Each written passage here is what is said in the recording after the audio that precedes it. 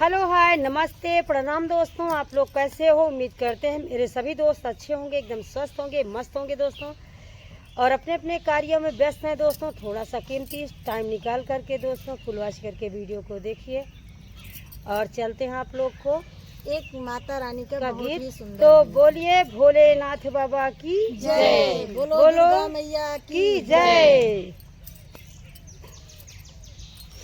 धीरे धीरे डोलवा सजावा मोरी मैया भवन में आवा। अरे यार अभी ये चलिए।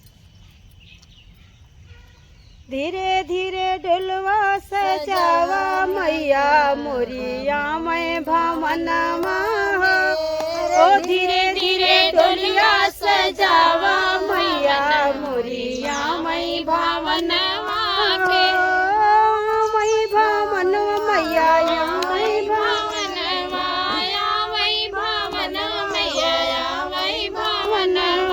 चाराई डोलिया चारई कहरवा चारई डोलिया चारई कहरवा चारई डोलिया चारई कहरवा चारई लगे उतराई मैया मुरिया वही भवनवा हो चारई लगे उतराई मैया मुरिया वही भवनवा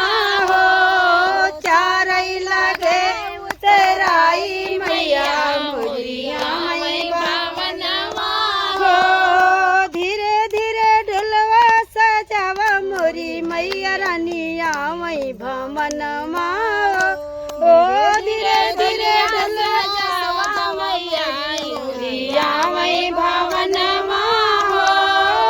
वही भवन मैया मनवाया वही भवन मैया वही भवन फुलवायो गजरा सजावा मैया मुरिया मई भवन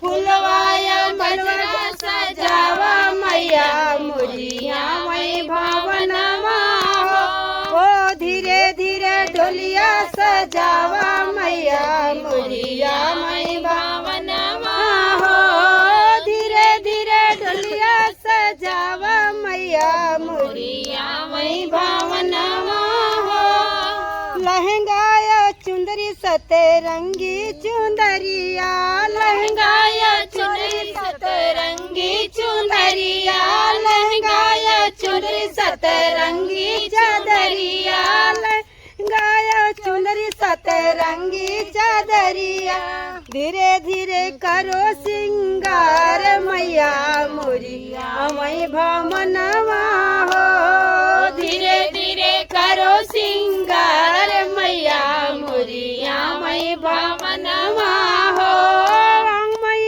भवन मैया मई भवनवा मई भवन मैया मई भवनवा धीरे धीरे डोलिया सजाओ मैया मुरिया मई भवनवा हो धीरे धीरे डोलिया सजाओ मैया मुरिया मई भवनवा मैया मई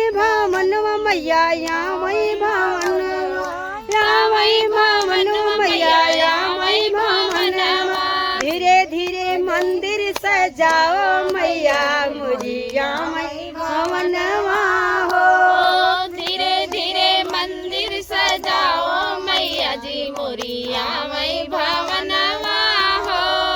तो दोस्तों फिर मिलेंगे नेक्स्ट वीडियो में नए वीडियो के साथ। जय माता जी कमेंट में जरूर लिखना दोस्तों। राधे राधे, फिर मिलते हैं, बाय बाय नेक्स्ट वीडियो में।